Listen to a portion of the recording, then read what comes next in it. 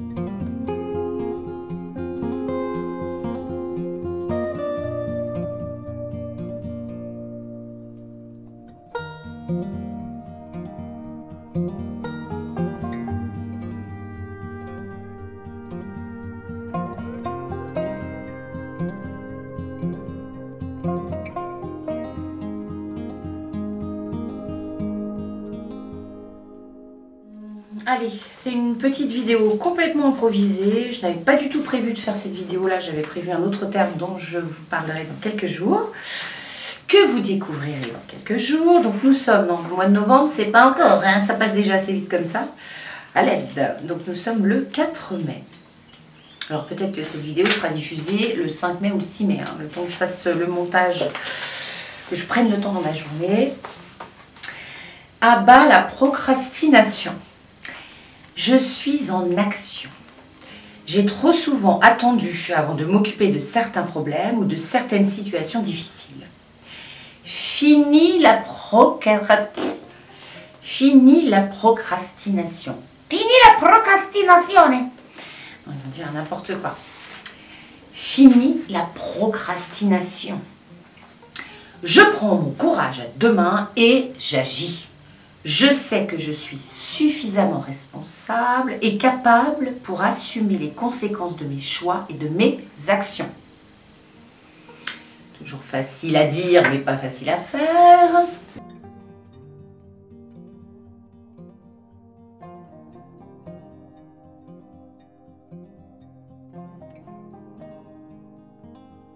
Mais c'est un, comment dirais-je, c'est un phénomène naturel. On a toujours tendance à procrastiner, surtout quand on ne va pas super bien et on se dit bah tiens, ça me saoule, ça me saoule, ça m'embête, ça me cagasse, ça m'exaspère. Je ferai ça plus tard, je ferai ça plus tard. C'est exactement pareil par rapport aux problématiques de notre vie. Souvent, soit on se met des ornières, on se refuse à voir les difficultés, mais c'est justement en rentrant dans la difficulté qu'on est indirectement en train de suivre le chemin de sortie. Aïe. Eh bien, quand on procrastine, c'est la même chose. C'est une espèce de laisser-aller, c'est souvent lié, mais c'est souvent lié à la déprime quand on ne cesse de procrastiner. Et à un moment donné, il faut se donner un petit coup de pied aux fesses, ce qui n'est pas toujours évident. Et se dire que c'est le même principe que lorsqu'on dit à un enfant, les corvées avant les joies. C'est sûr que c'est pas une phrase super sympathique, mais bon, on est libéré une fois qu'on a fait une petite do list, comme on dit maintenant, hein, une liste de choses à faire, et puis après, on se déleste de toutes ces énergies polluantes et on est libre de faire des choses inspirantes, des choses qui nous font du bien. Alors après, à l'inverse, la procrastination peut être très favorable, très efficace, très bonne pour comment dirais-je, notre équilibre, dans le sens où elle est mesurée.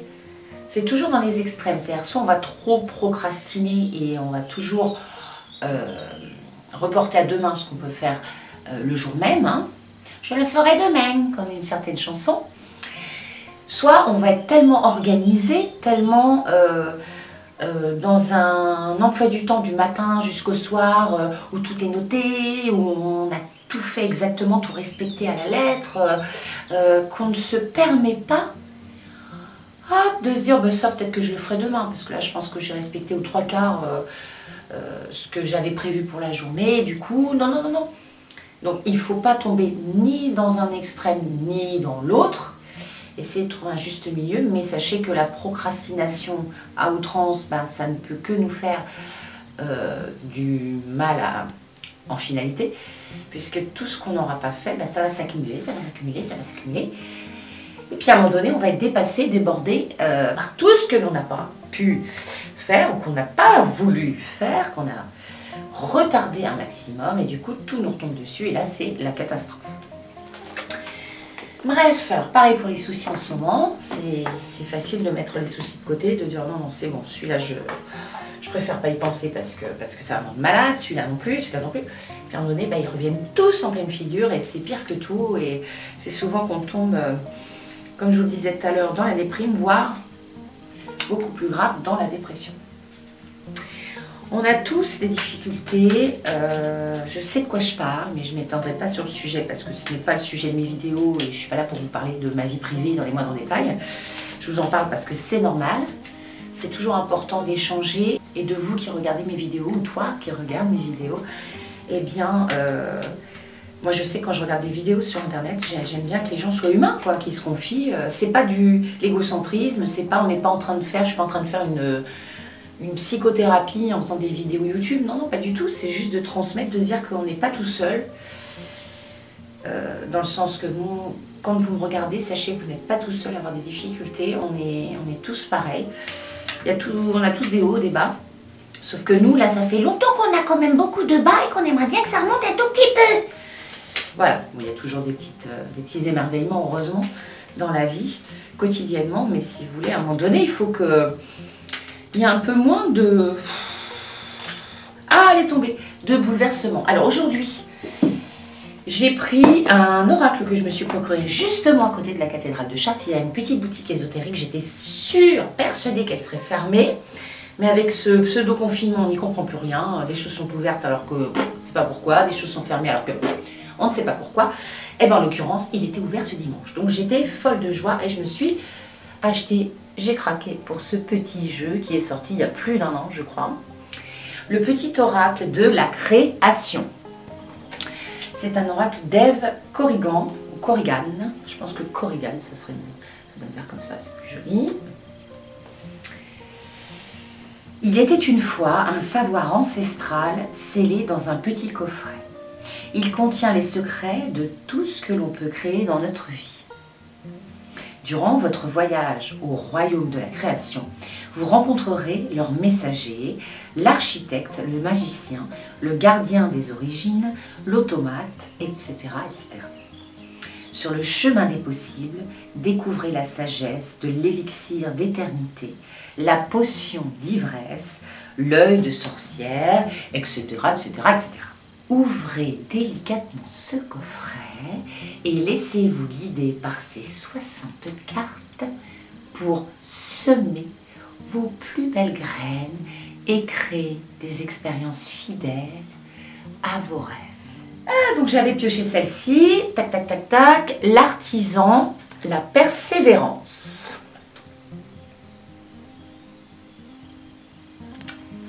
Alors, voici le message de cette carte. Peut-être qu'elle aura une résonance avec celle de la procrastination, enfin du moins la petite pensée du jour du 4 mai, issue de Le Bonheur, un jour à la fois, aux éditions Modus Vivendi. Même en temps désolé, à chaque instant, il est présent. Tant que son âme est à l'ouvrage, il s'évertue à s'appliquer sans relâche à sa tâche. Persévère. Alors là, on est vraiment sur une carte qui traite de l'action, d'un projet que l'on s'est fixé, un défi. Et qu'il y a quand même un petit clin d'œil à la procrastination, c'est-à-dire qu'on n'a rien sans rien. Et que si on a des projets mais qu'on se dit, bon ben voilà, alors je commencerai à mettre les choses à plat la semaine prochaine, puis la semaine d'après, oh, ben, j'ai encore le temps, je vais... voilà. Ça a vraiment une petite résonance quand même avec cette carte de l'artisan. Nous sommes les artisans de notre avenir, nous sommes les artisans de notre vie, de cet édifice qu'est notre vie, que nous construisons jour après jour, pierre après pierre. Et que pour que l'édifice soit solide et qu'il corresponde à ce qu'on a imaginé, ce qu'on veut, qu'il soit le plus confortable possible pour qu'on puisse y vivre le plus allègrement possible, eh bien, il faut quand même monter des pierres, hein, il faut travailler, il faut œuvrer, il faut persévérer, ne pas se décourager. Voilà, donc cette petite carte de l'artisan,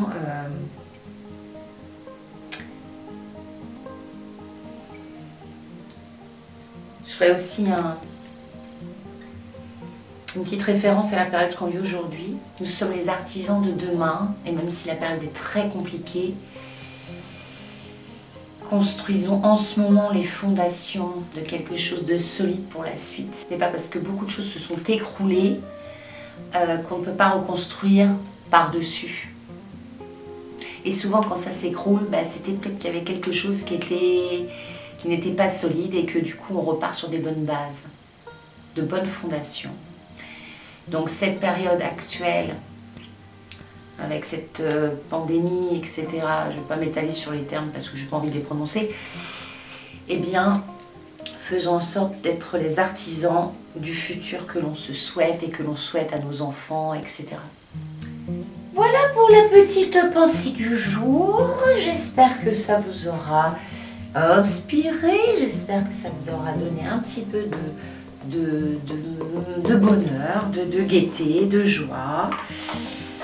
Et sachez que je suis de tout cœur avec vous durant cette période, qu'on est tous ensemble, qu'on est tous solidaires. Et c'est en étant tous solidaires, en se disant qu'on est vraiment tous ensemble dans le même bateau, et bien c'est comme ça qu'on va se sortir de cette galère. Parce qu'une petite lumière, plus une petite lumière, plus une petite lumière, plus une petite lumière, plus une petite lumière, plus une petite lumière, qui s'assemble, et bien ça fait une énorme lumière qui éblouit tout et chasse les nuages gris, noirs, qui veulent que obscurcir notre vue, embrouiller notre mental et nous montrer que l'avenir est sombre. Alors que c'est complètement l'inverse qui nous attend. Je vous aime très très fort. Je crois que j'étais en train de regarder l'écran de contrôle, ce qui n'est pas bien du tout. C'est là qu'il faut regarder. Je vous embrasse très très fort. Prenez soin de vous, portez-vous bien. Et puis à très vite. Et puis à très vite pour une prochaine vidéo pleine d'enthousiasme, pleine de bonheur. À chaque fois que je tourne des vidéos, moi, vous me faites du bien. Je me fais du bien. Il n'y a que de l'amour qui circule entre la caméra, donc vous et moi, et inversement. Je vous aime très fort. À très vite. Que de l'amour, que de l'amour, y'a que de l'amour.